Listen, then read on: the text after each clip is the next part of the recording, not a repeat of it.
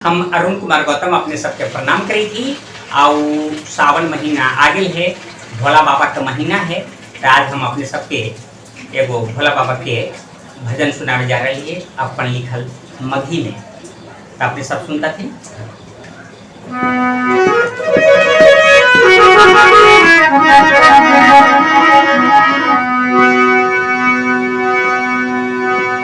गुरुर ब्रह्मा गुरुर विष्णु गुरुर्देवो महेश्वर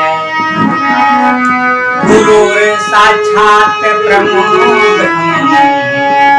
तस्मै श्री गुरुवे नमः।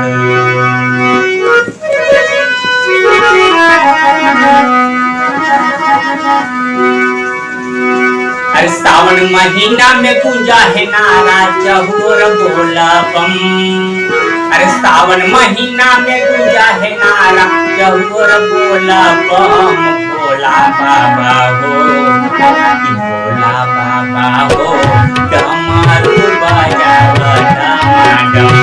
भोला बाबा हो डमरू बजाव डमाडम। सावन महीना में पूजा है नारा चहुर बोला बम।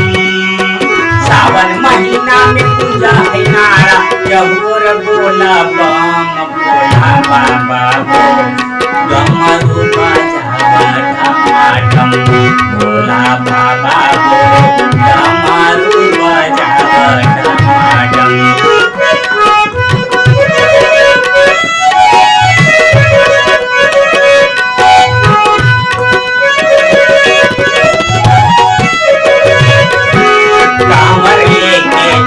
कमरिया हर गंगा के पानी कष्ट उठा के पहुँचे बाबा तोहर राजधानी।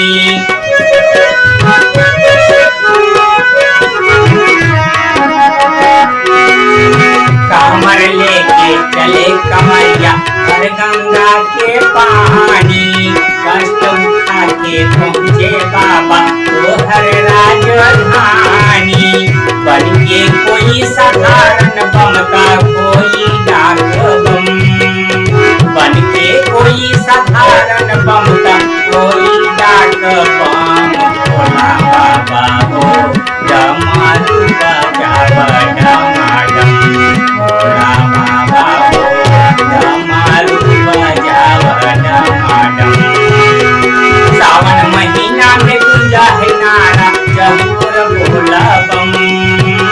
सावन महीना में पूजा है नारा चहुर बोला बम। भोला बाबा हो डमरू बजाव डमाडम। भोला बाबा हो डमरू बजाव डमाडम।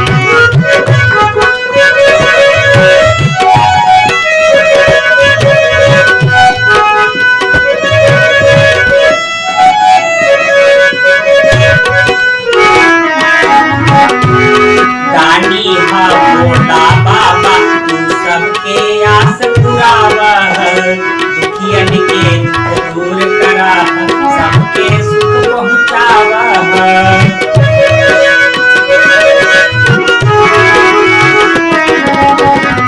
दानी हा भोला बाबा तू सबके आस पुरावह। दुखियन के दुख दूर कराह सबके सुख पहुँचावह। हमरो दुखवा दूर करी हम जादे चाहे कम। हमरो दुखवा दूर करी हम जादे चाहे कम। भोला बाबा हो डमरू बजाव डमाडम। भोला बाबा हो डमरू बजाव डमाडम। सावन महीना में पूजा है नारा चहुर बोला बम। सावन महीना में पूजा है नारा चहुर बोला बम।